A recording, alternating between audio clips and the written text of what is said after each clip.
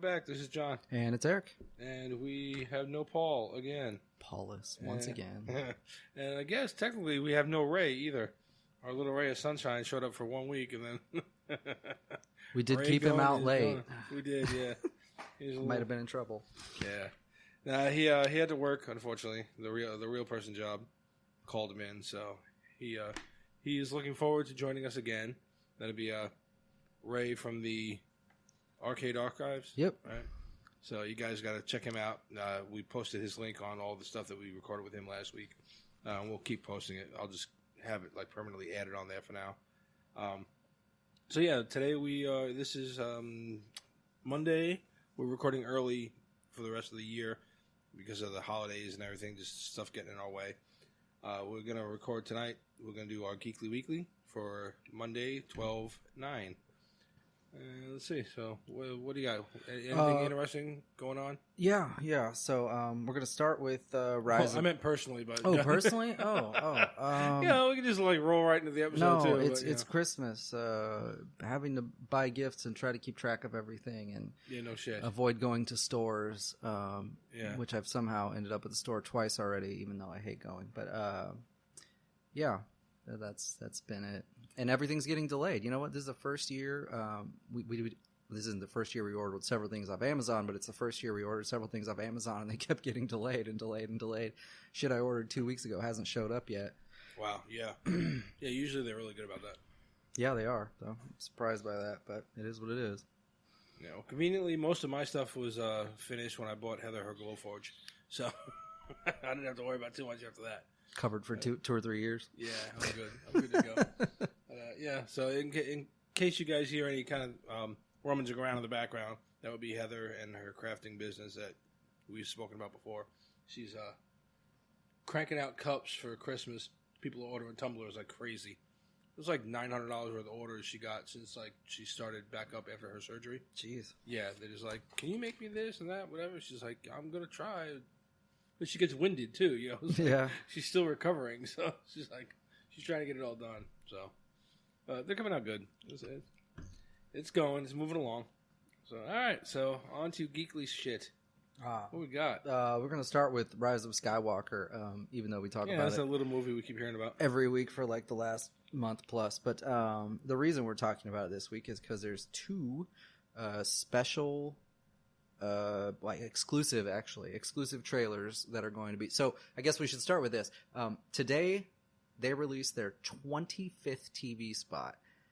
They are advertising the shit out of this. And a lot of the TV spots are recycled. There's been a couple here and there that have, 3 to 5 seconds of new footage. So if you watch them all, you'll probably find something you missed before, but 25 is crazy. Yeah, I don't want to watch anything else. Granted, the movie's 2.5 hours long, whatever it is, but no, stop showing me shit. But so, I guess, I think what they're trying to do is make sure that they advertise this enough that it will beat The Last Jedi in the box office. I really think that's their primary goal. All right, before you get into that, I'm going to ask that question in a second. I will say, what are your feelings going into it? Because I can tell you that like we've voiced our opinions on this whole sequel trilogy for a while now, and mine, I was pissed off with The Last Jedi, and I've given my reasons for that. Some of the movie has come around to me a little bit, but I was fearful for this one until they got JJ back in, and there was some other stuff. Some of the shit I've seen, and then what's been going on with like The Mandalorian and some of the stuff they're doing like that has gotten me to the point where I'm hopeful and expectant that it can at least be great. I don't think it's going to be amazing like I thought it was going to be. Like when I walked out of Force Awakens, I was just amazed. I loved it. And I know people all over our Facebook page are like on every side of the street. Yeah. But in the middle of it too. So I'll get some heat for that, and I'll get some supporters. I love the Force Awakens. I loved all of Star Wars, even parts of The Last Jedi. But it was just my biggest concern with that was the story flow, and it wasn't there. So I'm hoping and I'm expecting that they can make something a great conclusion to this saga. I think they're going to do it, and so we'll see. What do you think? well, I didn't really like Force Awakens that much. I like The Last Jedi even less. This is not to say I hate them. I mean, I've watched them more than once. It's not like I'm pissed off about it or anything. But I am excited that J.J. Abrams is going to do... What do we got there? J.J. Abrams is going to do Rise of Skywalker. I think at least that is somewhat redeeming. I mean, I'm definitely going to see it. Don't get me wrong. There's no chance that I won't watch it. Right. I am a little worried about all the sort of plot pieces that we've seen, and it does feel a little bit recycled. And but overall, I'm sure it'll be better than The Last Jedi. I think so. Yeah, I'd have to agree. So we're both going in positive. I think overall, I think all four of us were leaning toward positive the last time we spoke. Yeah, and so I think, I guess. Well, I think there was a point where Ray wanted to rage quit something. I wasn't sure what was going on. Yeah, I don't take any issue with the female lead or any of this stuff with Poe and Finn. I mean, even the only thing I even think is like, why did you do that, was the Rose Tico stuff. But the fact that everyone came in and defended her. Now, mind you, before you jump in my shit, internet, anyone who actually just went after her and just like bombarded her to the point where she's leaving social media, that's excessive. I mean, because this fandom is toxic. There's a lot of bullshit in there. It's bad. Yeah, because we even on our own page, we've watched people just going back and forth, and we're like, it's fucking stupid. But we just don't play referee. We just sit back and watch. But I literally got more out of her sister in that movie. Yeah. For the first 4 minutes she was in it, and then she was gone, than I did out of her the whole movie. Yeah. And it's just, I'm sorry, it's just not a well-developed character, and maybe there's a chance, I don't know, because I don't remember seeing her in anything else, maybe there's a chance the actress wasn't that good either. It wasn't that great. Sorry.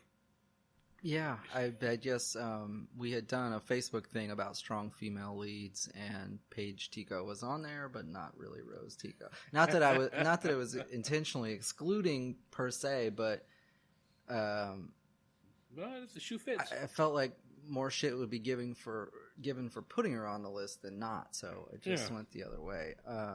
Anyway, that's all personal opinion. So clearly, though, Disney wants this to be uber successful. It's got to beat The Last Jedi.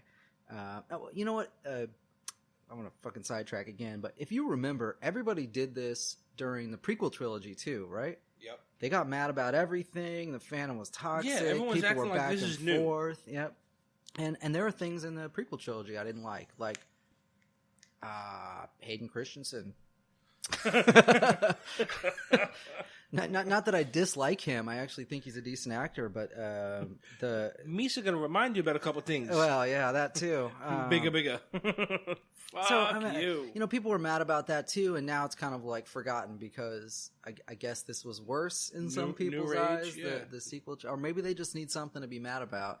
Everybody just needs to say, "Hey, that's not the original trilogy. What the fuck are you doing?" You know. But even when they go. So Mandalorian, we talk about a lot. There's tons of callbacks in there. It's like saturated with original trilogy shit. And then what do we see on our social media stuff? People bitch about, they're not doing anything new. Like, oh my god, you can't win. You can't win. So the best bet is just to make what you want to make. Well, again, like I said,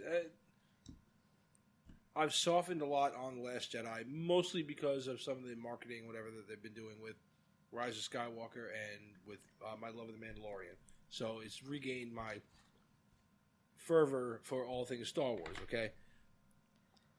Definitely, when we read some of these things on our site where people are tearing with it, the whole saga, and people are putting Last Jedi at the top of their list, I'm like, oof, well, no, I don't agree with you at all. Yeah. But I don't hate the movie. It's no Birdemic. It's not a Birdemic. It's no Star Wars holiday special. Yeah. More on that in a week. So I don't know. Overall, I think that, there's just no pleasing all the fans. So you might as well just make what you're going to make and see where it lies, you know? Yeah. I think at the end of the day, it's going to be interesting to see how they end it. I think it's probably going to end in a really breathtaking way. And, we'll see. I don't know.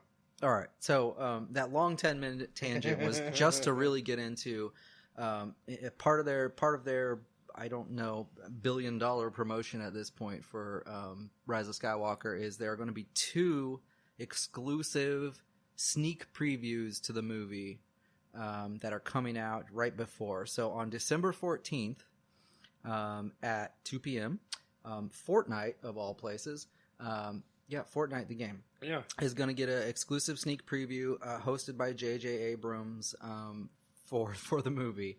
And the way they're going to do it is apparently there's a place in the game called Risky Reels, like a location on the map called Risky Reels. Okay, so you have to go there? So, yeah, you'll go there and you'll be able to see the exclusive sneak preview or whatever. And so they're recommending that everybody logs in and gets a spot at 1:30. I don't know if they're going to suspend gameplay for that time or what, but anyway. You know what? That's cool. Well, because not too long ago, they started dropping like Stormtrooper skins and shit in the game. That was all they did, yeah. So they did. Do they have any like rebels running around there? I wonder. I've know. only seen the Stormtrooper. I don't know. I just thought like maybe some of like the Endor I've only seen troops. the Stormtrooper myself, so I don't know if there's anything else. I haven't seen anything else. I played a little bit with my son sometimes, but I really haven't. Yeah, Noah's gotten away from Fortnite. Mostly, he jumps on there sporadically. Here the other day, he started playing Minecraft again. So we're back in on that. I haven't been on there yet in a while, so it's been like a month or so since I played any kind of Minecraft. So I have to get in there and see what he's been doing. But this will get him back on Fortnite at least for that day. Yeah, Ethan and him were talking about it on the walk home from school today. Okay, cool. So they're going to try to get on at 1:30. That's Saturday, Saturday, December 14th. It happens at 2, but they're recommending you log in at 1:30 if you want to get a spot to see it. I'll have to check with my calendar later. Yeah, what we do. The other this Saturday, what do we got going on? I forgot now. Nita has her orientation party thing. Oh yes, okay.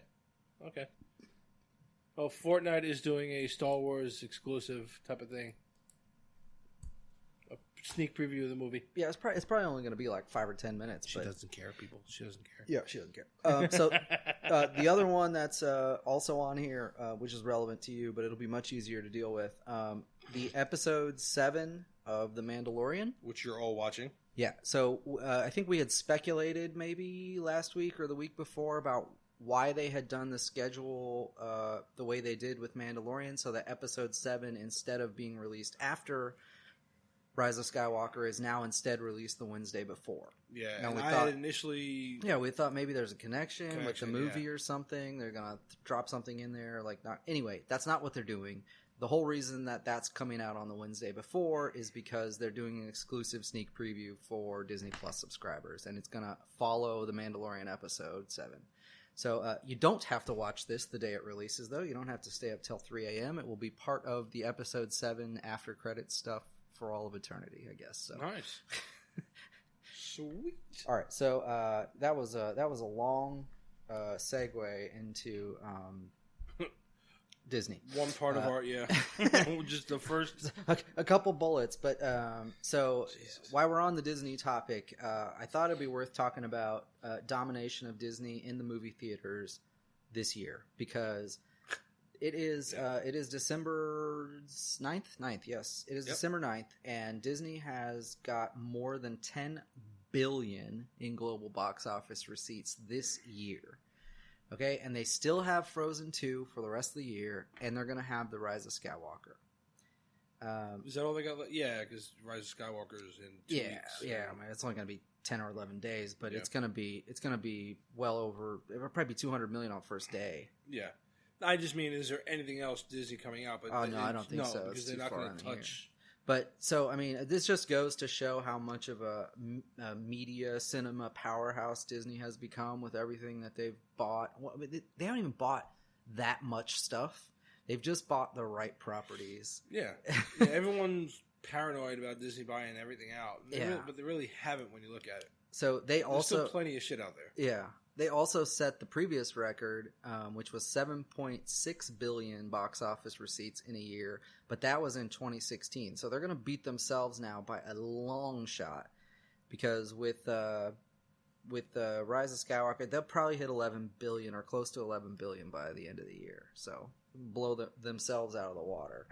Of course, the way they release Star Wars with every other, I mean, it's kind of inevitable, and to have Frozen 2 on top of it and so many Marvel movies, it was like, you know, it's not surprising, but I mean, it's just amazing because it's a huge amount of money for one studio, I get. Well, it's not really one studio because it includes Lucasfilm and Marvel Studios and Pixar, but still, you know, just one brand to have that much in the box office is crazy.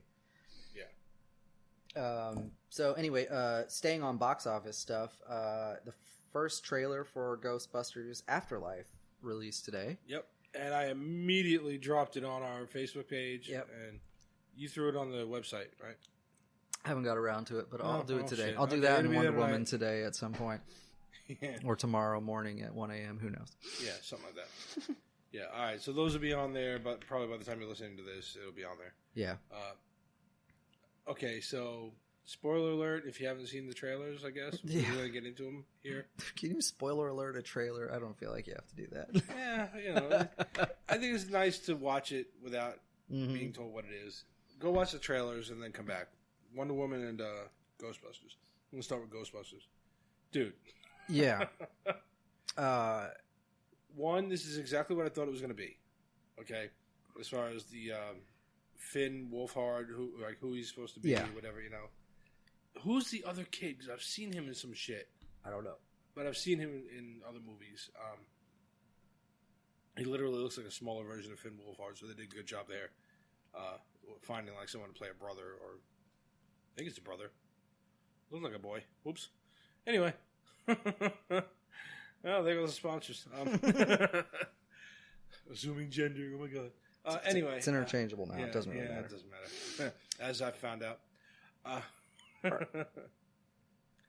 So they start off with this whole voiceover from this kid talking about how they went broke. Their mother was trying to hide it, but they were broke, and the only thing they had left was their grandfather's farm. So they go out it's like in the middle of the country. It's a girl. It's a girl. Oops. McKenna Grace. Oh, okay. I know I've seen her in some shit. I'm sure you'll find it. So they go out in the middle of the country, and Paul Rudd is a teacher there, right? Yeah, it looks like he's a science teacher or something. He's like a science teacher, yeah. So essentially, they're going through like their grandfather's old shit or whatever, and they bring while they're hanging out with their friends, something happens. There's like earthquakes. Yeah. And something shoots up out of the ground past them, and you really don't see it, but it's like a green light kind of thing. And then that's when you hear Paul Rudd's voiceover talking about, for a town that's not on any kind of fault line, this place is constantly shaking on a daily basis, you know? Yep. So, go ahead. I'll let you continue on there. Oh, no. I was... Are you still looking her up? Well, no, I was going to say she is... she doesn't look like that, really. Okay. Oh, wow. Yeah. Okay. And she played the young Carol Danvers in Captain Marvel. That's where I've seen her face. She's also in Independence Day Resurgence. And skipped it. And the horror film Annabelle Comes Home, if you've seen that. Oh, sure no, I've seen her in the trailer. Okay, yeah, I know I saw her face before. All right, so they're talking about how this town has got like tremors and shit, like getting constantly every day, and the kids see one or they feel one. And throughout the beginning of the trailer, you constantly see them kind of like little by little seismic waves and shit. And the kids kind of exploring the...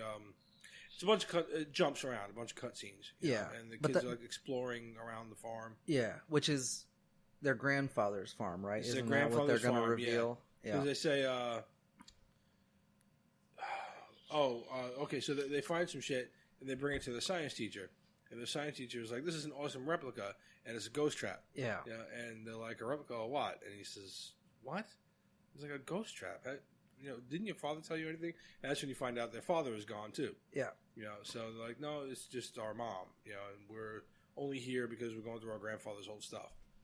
And that's when, the voiceover, he says, "Who are you?" As you see the kids moving the jumpsuits in the closet. And it says Spengler. Yep. And so the director promised there was going to be... So all of the Ghostbusters have at least cameos of some sort in this film, except, of course, Harold Ramis, who died 5 years ago.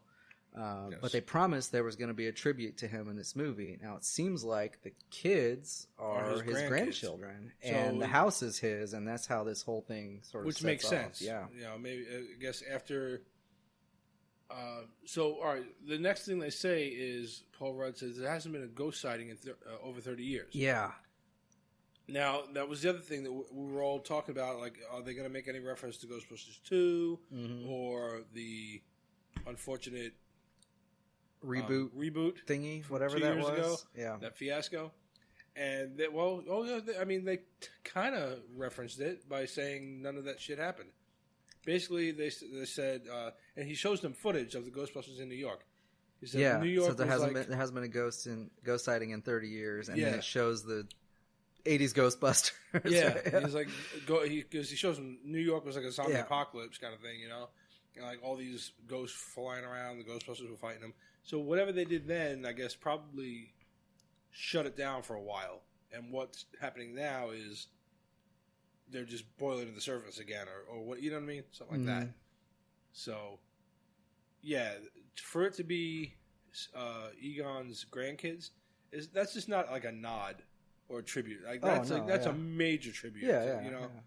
What would make sense, because if the Ghostbusters are gone, or if the ghosts are gone, now there's no more need for Ghostbusters, which kind of does nod a little bit toward Ghostbusters 2, where they were kind of like...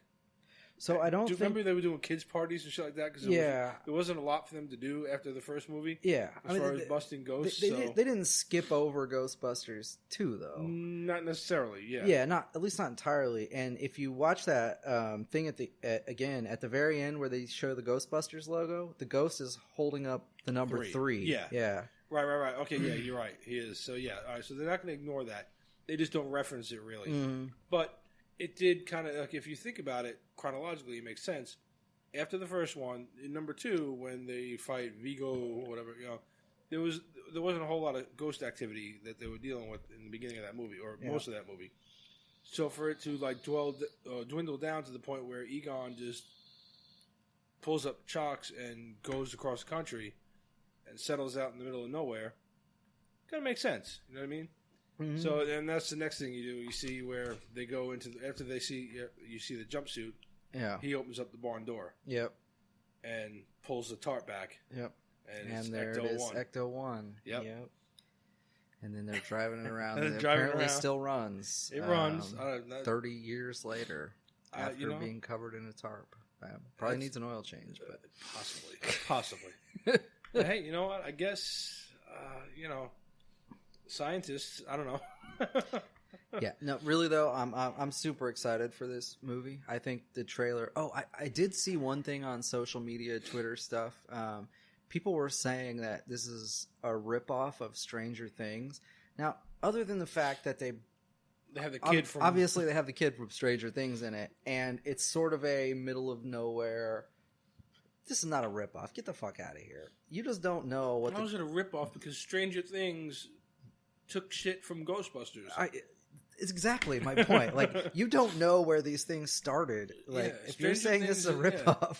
Stranger Things is like a meld of Ghostbusters and Goonies and all this other shit. Dealing with demons and whatever. And it's even a throwback to the 80s, for Christ's sake. I mean, it's like a... It's legit set in the 80s. Couldn't be more obvious, but anyway. I just saw that. I thought, these fucking people don't know what the hell they're talking about. No, they don't. Oops, sorry. Oh, yeah. Come at me. There go the listeners. No. There go the listener. So the other trailer that dropped, I don't think it was today, I think it was yesterday, but the Wonder Woman 1984. Yeah. So we all like Wonder Woman. I would like to preface this by saying, Gal, I love you. we all love the Wonder Woman movie. I don't think there's any. There was no objection at all in the group here about that being an excellent movie. My only problem with it was that third act turned into a CGI fest. Oh well, yeah.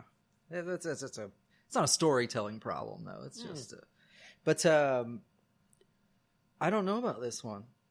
I went into the trailer thinking, okay, this looks pretty good. The first minute of the trailer. There's a lot of throwback to the 80s stuff. They've got like the crazy rainbow colors in the grand opening of the mall. And it's like all this stuff that... I forget what song they used. Yeah. But it's very 80s. Yeah.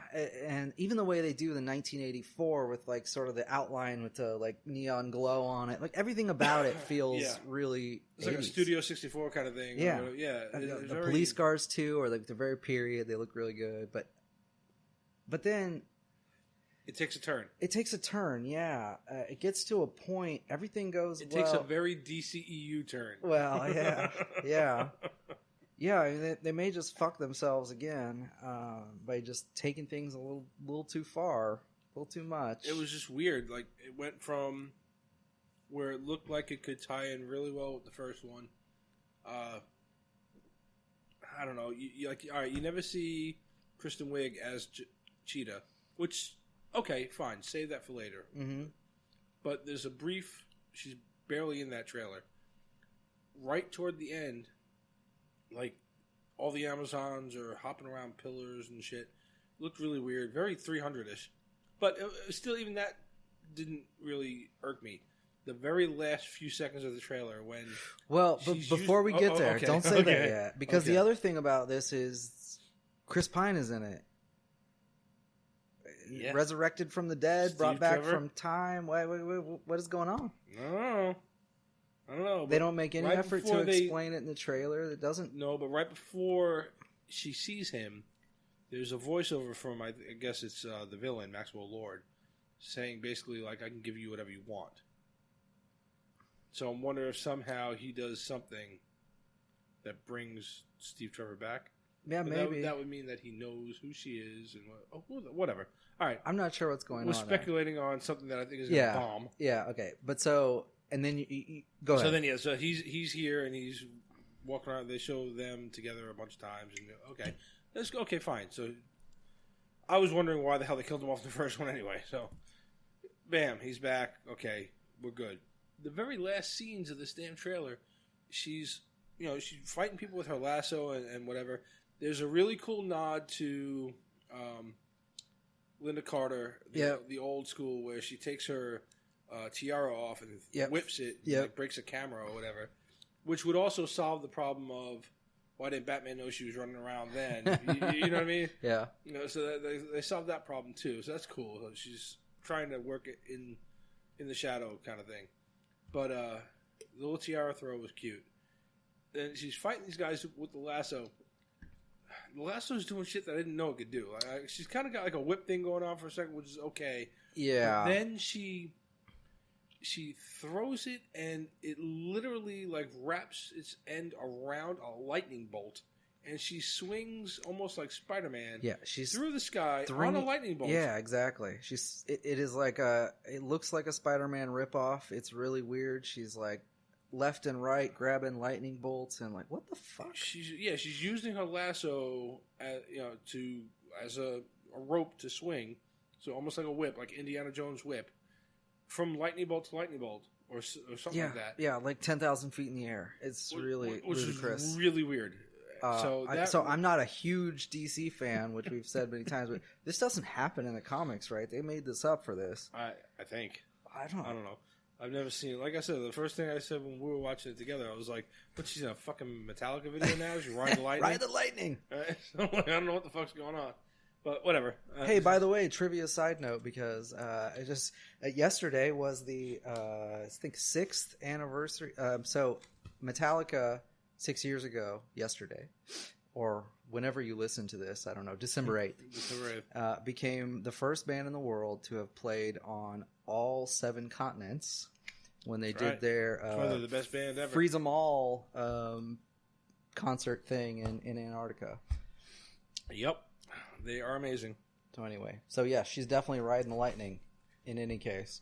Yeah, it was just really weird. And I would like to watch her ride lots of things, but not lightning bolts. What? I meant like World War II era trucks and stuff. Yeah.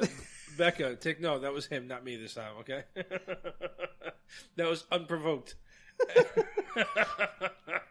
Anyway, I think that much like everything else I've been saying about DC or Warner Brothers or whoever's doing the shitty decision making there, they're to blame for this again. And I think they, much like with the Harley Quinn, like, okay, let's do 5 fucking movies. Mm-hmm.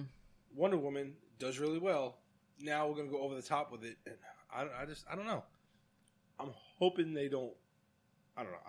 I don't know what to fucking hope. I applaud them for trying to maintain continuity recently and keeping the same actors in play, but you're not supposed to bring them back from the dead, and you're not supposed to have them ride lightning bolts. That's all I can say.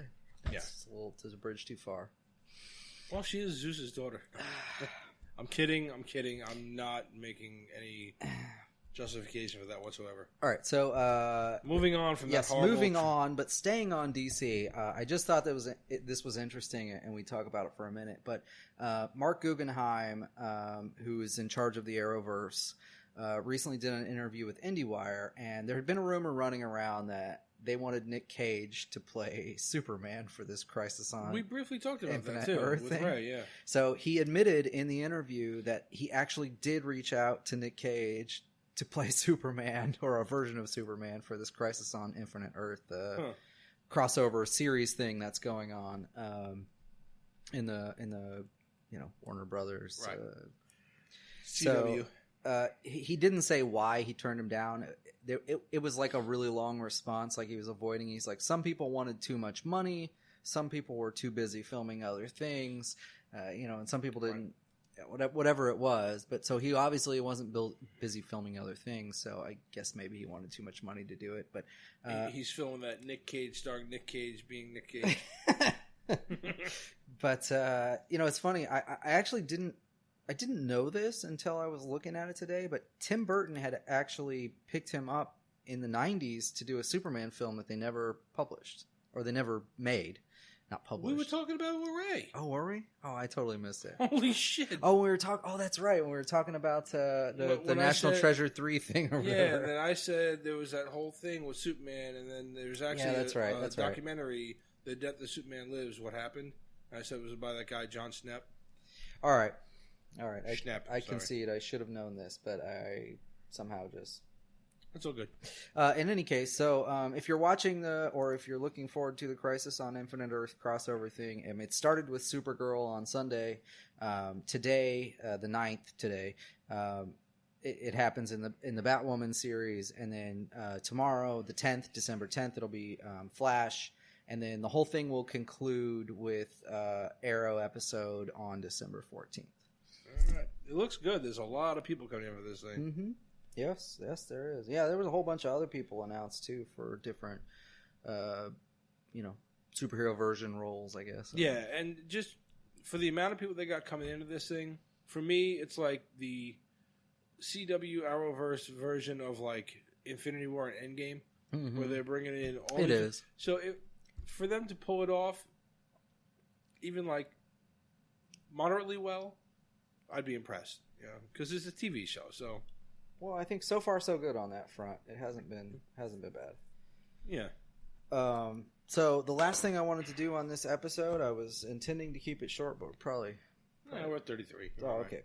Was to go through the Golden Globe stuff, because a lot of the movies that we've talked about over the past several months have ended up as nominees, or actors that we're very familiar with have ended up on here. So I thought it'd be worth going through, not everything, but just the ones that are relevant and made the list. Right. All right, so I'm going to start that, even though it's not the most. I'm going to start that with Joker, because it was nominated for 4 Oscars, including Best Picture and Best Actor, which I think was almost a joke when it came out, but it's not a surprise at this point. Right. A movie that we haven't talked about, but it actually ended up with the most nominations, was Marriage Story. So that's not our genre, right? That's a drama about a director and an actor who are married getting a divorce. I mean, that's the general premise. It's sort of a slow-moving thing. It's not really geeky. There's no nostalgia to it. But I'm going to bring it up only because the lead male role is Adam Driver, and the lead female role is Scarlett Johansson. And then on top of that, they have Laura Dern, who played General Holdo as one of the supporting actresses, and Ray Liotta, who was, of course, the Terminator 2 T-1000 guy. No, he wasn't. What? That was Jason Patrick. He was shit. Henry Hill in Goodfellas. Okay, that works too. But no, he's in more than that. He's been in a lot of shit. Oh, man, that's sad. Why did I think he was T-1000? They vaguely look like. Like vaguely. Like in Eric's head, they look like. Yeah, I guess that's what you get when you haven't watched something in fucking over a decade. But, oh, man, that makes me sad. Oh, man. Well, anyway, Ray Liotta. So I just totally changed the opening to Goodfellas. You know? Yeah. As long as I can remember, I always wanted to be a Terminator. Mm-hmm. All right, so The Irishman, which we may do a review on soon here. I'm not sure. We're trying if we can get everybody together. It was second on the list with 5 nominations, including Best Picture for a Drama. And then Once Upon a Time, which was Quentin Tarantino's latest release. Yeah. Maybe his last movie, maybe his second to last. I don't know what the count is. We've talked about that several times. That also got 5 nominations, so that's good. On the Best Actress side for drama, Scarlett Johansson for The Marriage Story, which I already said. And then Charlize Theron was up for one for this movie Bombshell. Which also has Margie Robbeau. Yeah, that's something about Fox News or some shit. I've seen the trailer for it, which I was like... Yeah, I haven't really watched it, but she's got a couple nominations for it. So, Best Actor, of course, Adam Driver in The Marriage Story. We already talked about that. And Joaquin Phoenix for Joker. Yeah, he's taking that one. Yep. And then Best Motion Picture for Comedy, Knives Out. The Rian Johnson movie, we joke on him. I told you this was going to be a test to see if he's actually a decent director or not because of what happened with The Last Jedi and everybody being toxic about it. And now this movie has multiple nominations for Oscars. So also in Best Motion Picture for Comedy is Once Upon a Time in Hollywood from Quentin Tarantino. Best Actress, we got Ana de Armas, who was in Knives Out. Yep. That's for comedy, Best Actress, sorry. Best Actor for Comedy, Daniel Craig, Knives Out. It's like... I heard he did a phenomenal job. Yeah, I did movie. Too. And I've heard the movie's really, really good, but I've also heard, like I said last time we talked, that it's definitely Rian Johnson message heavy about how all rich white people suck. Which I always found hilarious because it's a little bit hypocritical. Oh, that may resonate well in Hollywood. I don't know. But in any case... if he was trying to prove that he is a good director and knows what he's doing, I mean, he won the battle, and I guess you can just deal with TLJ was just what it was. I don't know. Yeah, that's fine. I can deal with that.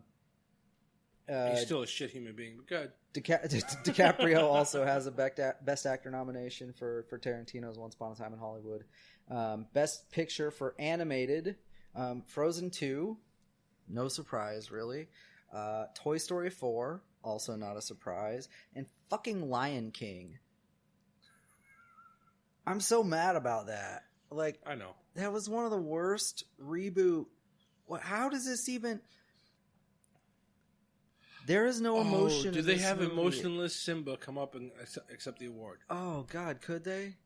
Yeah, I'm so happy. I'm so happy. I know it doesn't show my face, but you love me. You really love me. That really makes me mad. And I understand. We already talked about Disney is huge in the box office and they're big and they're popular. But give me a fucking break, dude. Yeah, that one sucked. I hated that movie.